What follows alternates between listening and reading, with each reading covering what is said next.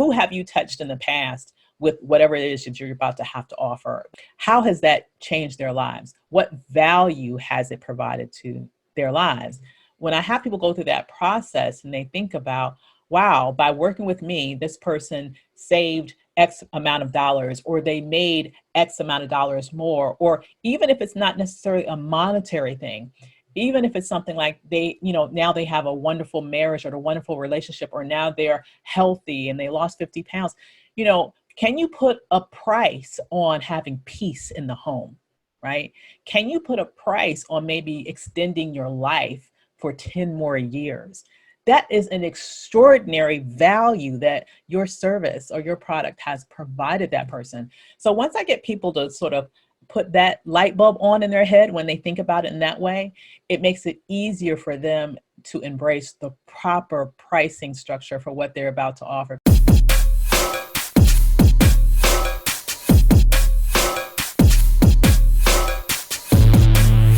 Hello, Profit First entrepreneurs and thought leaders. I am so excited. Today we have a special guest, and actually we are interviewing Dr. Avis Jones-DeWeaver for our book, Profit First for Minority Business Enterprises, which will be released on June 2021. And I'm really excited about interviewing Dr. Avis because she is, first of all, the CEO of Dr. Avis International, and she has grown a tremendous business relating to really teaching entrepreneurs and thought leaders how to share their values, how to share their experience really in the world of media. And within a short time, of course, she's got this incredible history behind her of how she's built this business. She's been able to really build a phenomenal business. And she also uses the Profit First methodology. So if you guys can please welcome Dr. Avis to our platform, that would be wonderful. Thank you, Dr. Avis, for joining us. Thanks for having me. Super excited to be here. Dr. Avis, I am so excited because, I personally have participated in some of your workshops and they are life-changing. Your workshops are life-changing, especially for an accountant that has never even thought about using media. And, I'm sure it changes many other entrepreneurs too that I've seen in the workshop.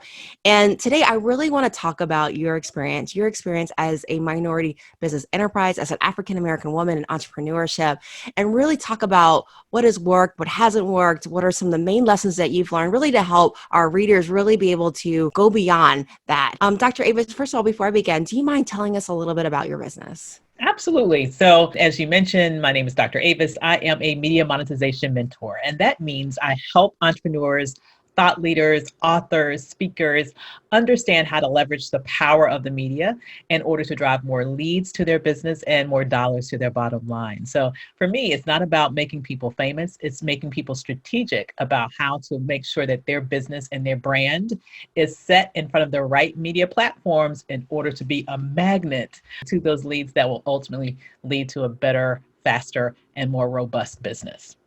Definitely. And you too. I mean, I know you're starting a TV channel Yes. I'm so excited about that too. That So just to tell you a little bit about that. So absolutely. So we have a new digital network called Max Black Media. We're coming out of the gate prior to the presidential election. And what's really exciting about Max Black Media is it's going to be an online streaming portal that will provide all sorts of amazing content that's targeting the Black community in the US and around the world, around everything from politics to fashion to business, you name it, to families. We name it, we cover it.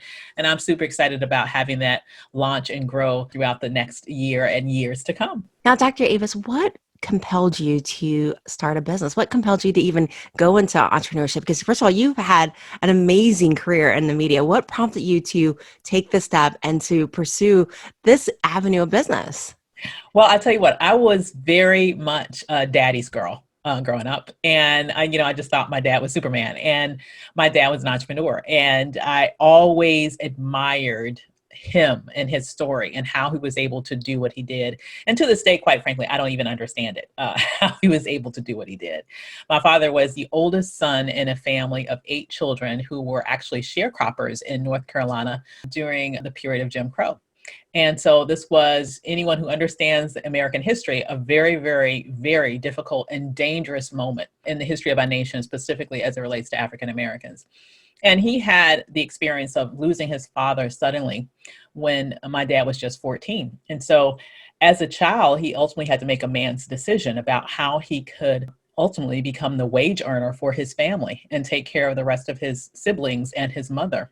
And he made a decision at that age that not only changed his life, it changed my life decades before I was born, because he made the very bold and very unusual decision at that moment to just say at the age of 14, I will never again to work for anybody else. He understood the exploitative nature of that system, and he did not want to bow to that. So as a 14-year-old child with only a second grade education, he started his first business and ultimately began and launched a lumber company. That was the business that he had by the time I came around. He had grown it by that time to a very successful business. He ended up employing all of his brothers as well as a couple of other dozen people in the community. Was able to not only provide a very comfortable life for my family and our families and all of his employees, but ultimately every week he would write a check and give it to his mother, and he literally took care of her for the rest of her life. His business created a way for an entire community to thrive. And he was able to, with the second grade education, through his business, finance my college education such that I did not have to pay a dime in student loans all the way up to a PhD. And so to me, I've understood throughout my entire life the power and the potential and the freedom that is afforded through entrepreneurship and the ability to have no limits on your possibilities through entrepreneurship. And it's something that I've always seen. I've seen it in my eyes. I've grown up seeing that. And so I knew one day that I wanted to make that pivot. It was just me finding the right avenue to get there. And once I found the right fit and the timing and all of that good stuff, I just ran through the opening and I made it happen. Wow, that brings me to tears. What a legacy changer. I mean, what a Yes. gift that your father gave you to be able to give an example, right? That you could do it, that you could make it. And Yeah, so many of us minorities, we don't have that example to go I on know. to see that success.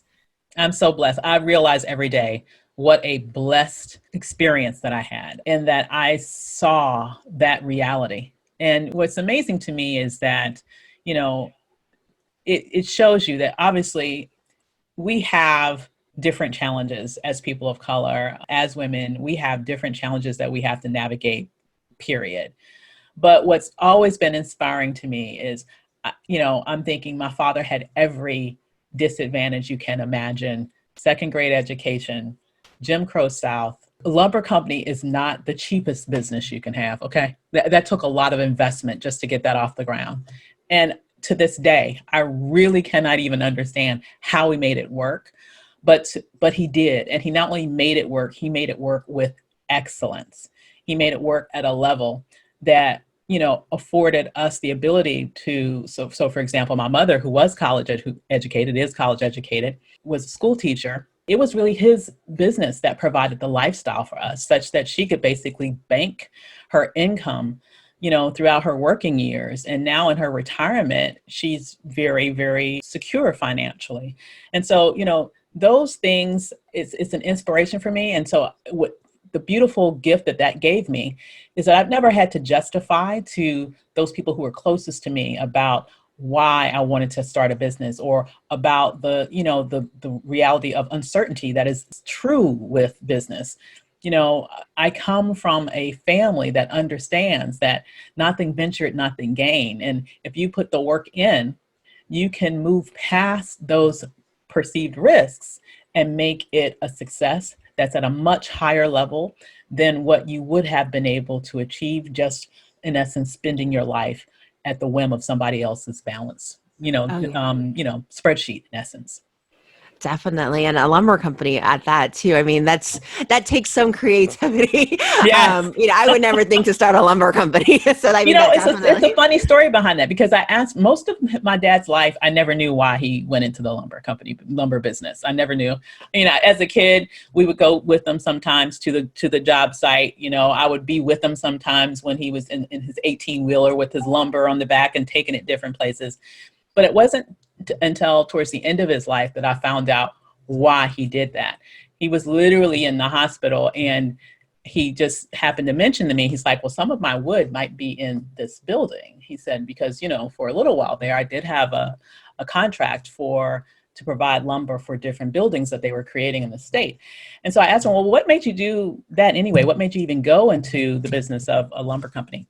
And he said, well, when I was coming up, Black people wanted to buy homes, but nobody wanted to sell them the wood. Wow. Wow. That floored me. And when I think about that, it gives me a whole other reason to be proud of him, because as we know in America, a large foundation for wealth in this nation is based on home ownership. Right. And so his business not only provided employment opportunities for people in his community that may not have had it otherwise, it also was the foundation for wealth for Black families all over North Carolina who could buy the base substance that they needed to be able to own their own home when no one else would sell it to them. So It's just another point of pride for me in terms of my dad's business and the impact that it made on the world. Right, exactly. Just like you said, having a home, that's the beginning of building really wealth, right? And generational wealth, because, as a tax accountant, you get step-up basis for the next generation that inherits it.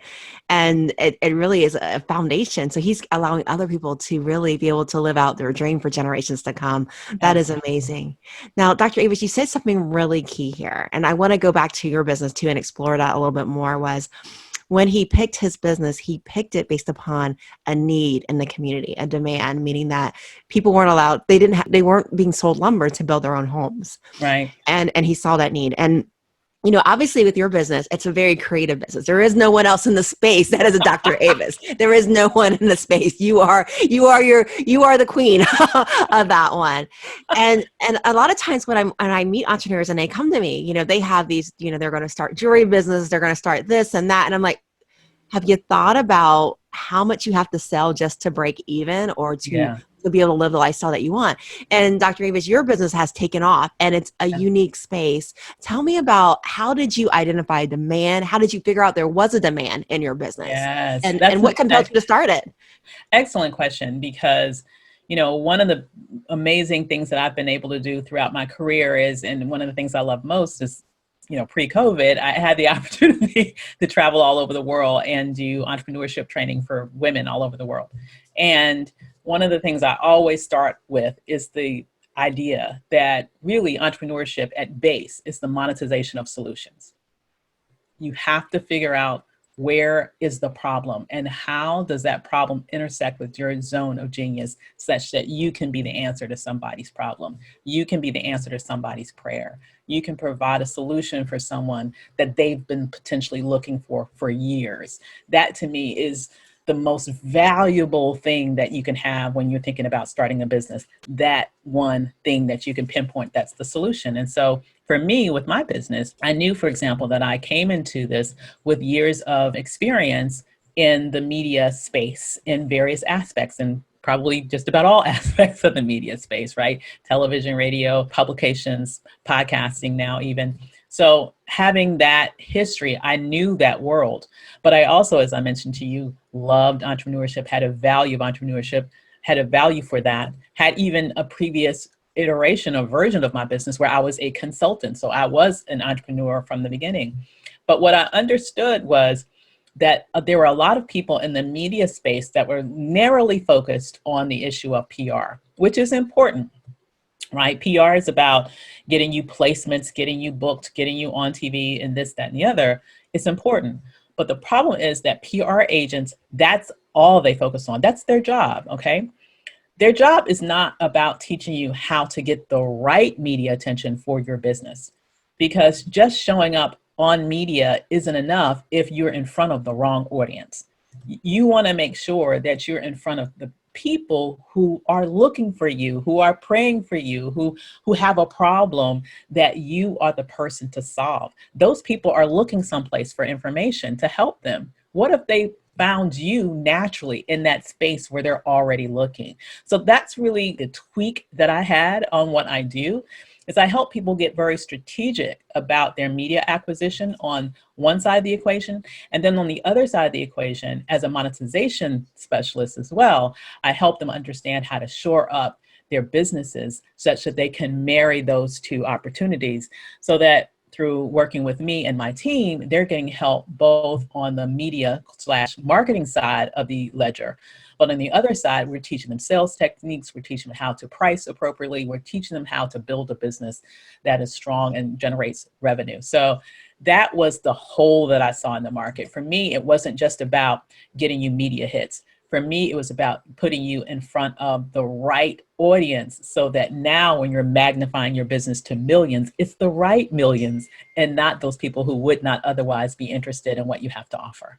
I love that. So identifying the need in the industry with the talent you already had, right? Because of it takes years, right, to gain that Yeah. type of experience, and merging those two together. And at what point did you realize in your career that because that's unique, that's really unique. Most people would not think that, hey, somebody just it's the right audience. There's so much behind it. They're just saying, how do I get on TV, right? Right. How did you realize that there was a component in this process that was broken? What triggered that line of thought that you could actually solve that problem, and that it actually was a problem, right? Because most people don't realize when they're trying to get on media that there is even a problem. Absolutely. Because I've been there, done that myself. I had in my past hired PR agents before, not necessarily because I couldn't, didn't know how to pitch, but also because it was just a time, element for me. I was like, okay, let me just hire somebody to do this thing for me. And what I found was when I hired PR agents in the past, they were not putting me in the places where I knew I needed to be. For them, it was just about, well, you have this, like, go on this show, go on that show, do this, do that. And I'm thinking, my audience doesn't watch this show. My audience doesn't read that magazine. This isn't going to help me. So my goal wasn't just to be famous to be famous. I had a business, right? And so for some people, the goal is to be famous. If that's you, then you're not my person. Go to those people who can help you do that. I mean, I can help you, but that's really not what I do. What I do, focus on people that had the problem that I had, who had a business, trying to grow a business, trying to figure out the most efficient way to meet more people, and just really trying to accelerate that, not only with my ability to get myself on TV, but literally hiring PR agents in the past to say, what else, what other doors can you open for me? And what I was finding was that I was just doing a better job of myself, because I was able to be more strategic with my media efforts.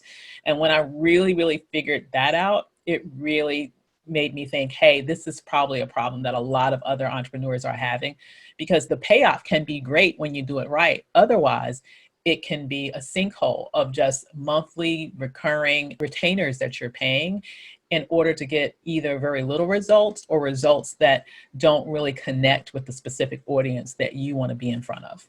Right. I love that. Definitely. So, and I think part of that is your entrepreneurship experience yourself. I mean, you're thinking, okay, this is not working. This is not working. And having that background in entrepreneurship, knowing what your end goal is, right, Yes. really helped you identify this is not working. And hey, other entrepreneurs too are having this problem because you have that entrepreneurship in common with them, right? Exactly. I've been there, done that.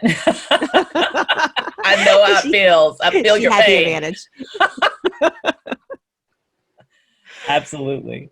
So tell me, Dr. Avis, as an entrepreneur, what have you found to be your biggest hurdle? What has been your biggest hurdle in entrepreneurship in terms of growing your business and really becoming your brand? What has been your biggest hurdle? I think really the biggest hurdle for me, it has always been just time, just making the most of my time. I always feel like there is a 50 bazillion things that have to be done every day. And for me, really being able to be strategic and very specific about how I spend my time has been a learning curve. I think when you're first starting your business, obviously, and it's just you, and you have to do everything yourself, it can be super overwhelming. And then you're going all the time. And then eventually you hopefully you hit a level of success, you begin to bring on some team members. But now you have new goals, now you have new challenges, now you have new demands on your time. That's not just about you, it's also about managing the people that are working with you. So for me, one of those biggest challenges has just been, how do I make the most of time I've always been of the belief that time really is our most valuable asset. You can always make more money, but you can never make more time. To me, that's the thing where I'm most sensitive about. I'm very, very sensitive about making sure that I am spending my time in the best way possible, because I'm sensitive to the fact that once that minute is gone, it's gone. Did I make the most of it, or did I waste it? And that's the thing that I struggle with and try to hold myself accountable to every day. Very, very good. Very good morsels of wisdom there. And I'm just curious, you've worked with a lot of entrepreneurs, whether they be Yes. people of color, people not of color. Yeah. And from my experience, as a woman of color, I feel like as women of color, we do have different hurdles than a lot of Mm-hmm. entrepreneurs, whether it's imposter syndrome or getting used to navigating rooms where people just don't look like us, right? Yeah. And in your opinion, because you work with entrepreneurs too, and a wide variety, Yep. what have you found to be their biggest obstacle in terms of really being able to grow businesses that can scale, meaning that it's no longer just themselves, that they're forming teams, that they're getting into mainstream market? What has Mm-hmm. been the biggest hurdle that you've seen that they've had to overcome? I think the biggest hurdle that I've seen, and I would say a good 90% of my clients are Black women, is not realizing the value of what they have to offer and undercharging, underselling themselves. And I describe it and as I work with people on this, because to me, this is a mindset issue to a great degree. I think with Black women especially, it goes beyond imposter syndrome. That's part of it. But I think it's even deeper than that, because when you think about it, as an African American, we have an experience in this nation where for, well over 200 years, we come from a lineage that worked for free, period. And then after that, there was another 200 years of just downright brutal terrorism and exploitation. Okay. And so it really wasn't until the 1964, like Civil Rights Act, 1965 Voting Rights Act, till we began to have a modicum of fairness in this country. So I say all that to say is that we're at a moment of time, just 50 years roughly beyond those acts, where we come from a cultural history of never being paid what we're worth, period.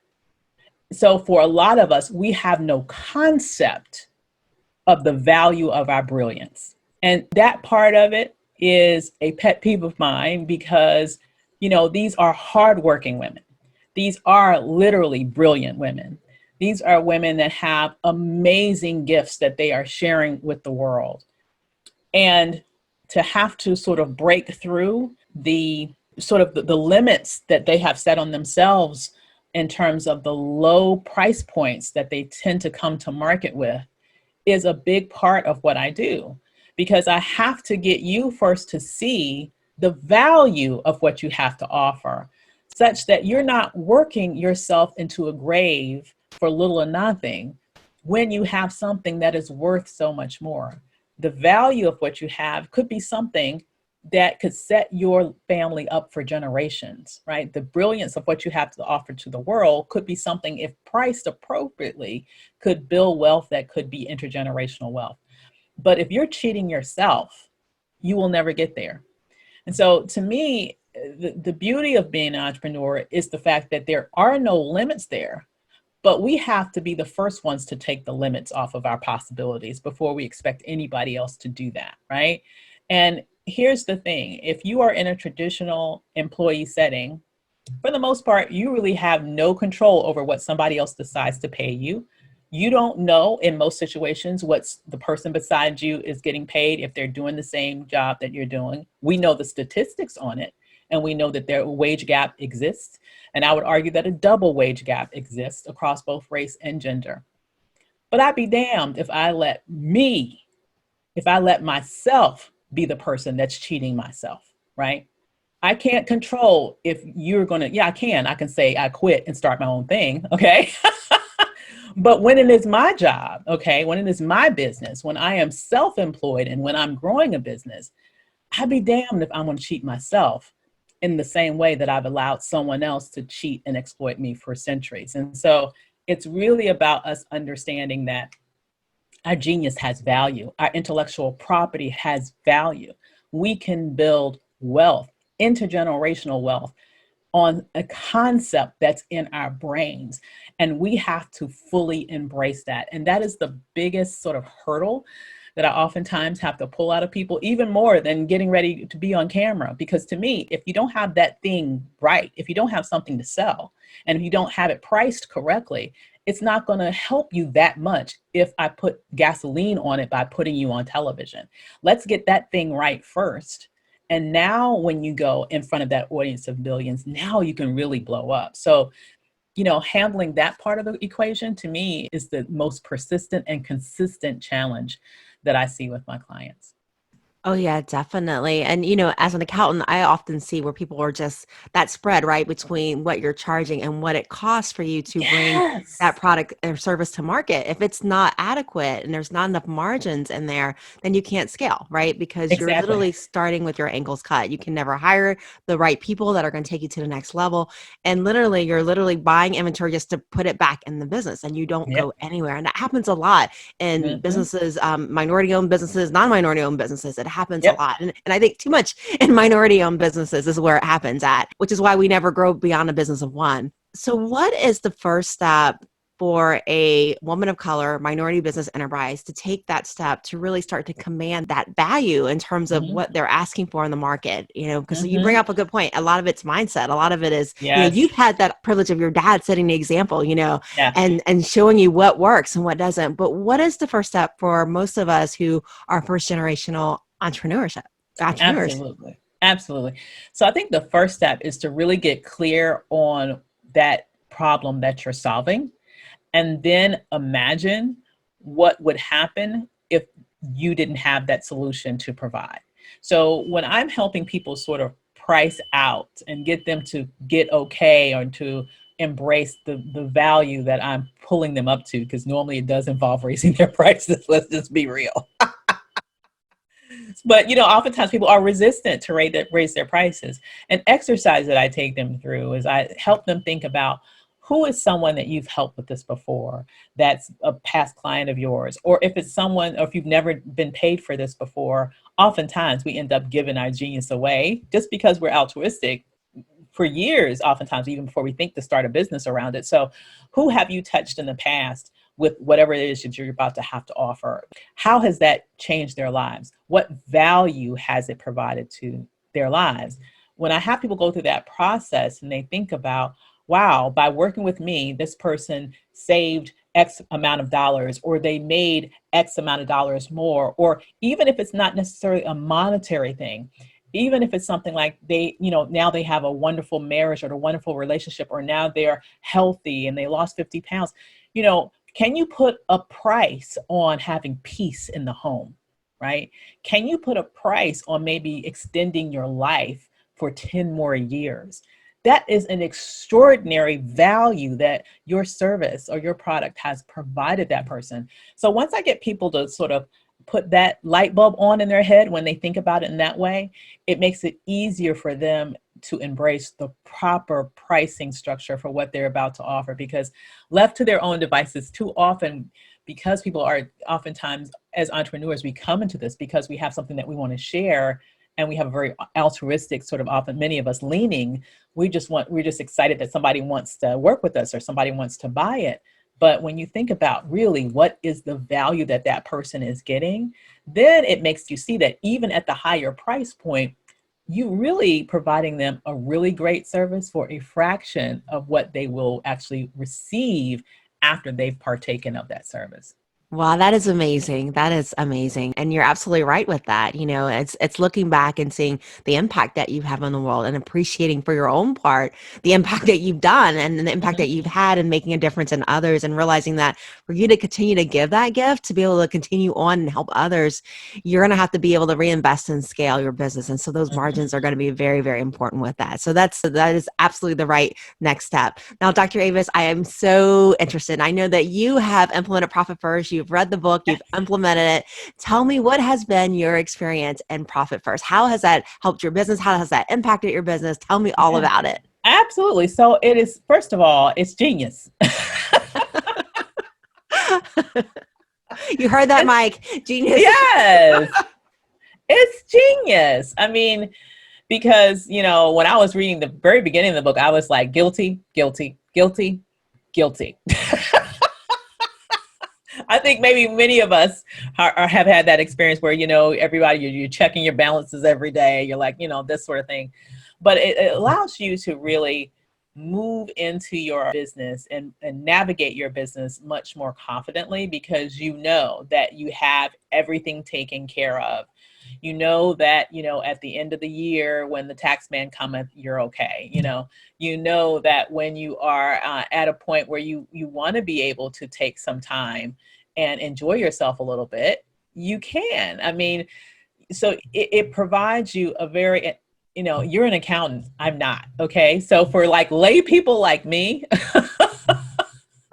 it is a simple system that gives you freedom so that your money just doesn't, go through your hands like sand. And that is important, because you can make a lot of money in business, but as you're alluding to, you can also spend a lot of money in business. So unless you are strategic in how you manage it, you are always going to be on this treadmill about, I got to make the next sale. I got to make the next sale, which you want to do in business, but you don't want to be in a position where you're like that because you have to, because you're close to running on E. To me, just in plain language and easy to understand systems, it provides a strategy for you to be able to set up your business and manage the revenue such that you can grow and scale and really have no limits on where you can go. That is awesome. That is really awesome. And have you found that Profit First allows you to scale? Because your business, I've seen it like take Absolutely. off.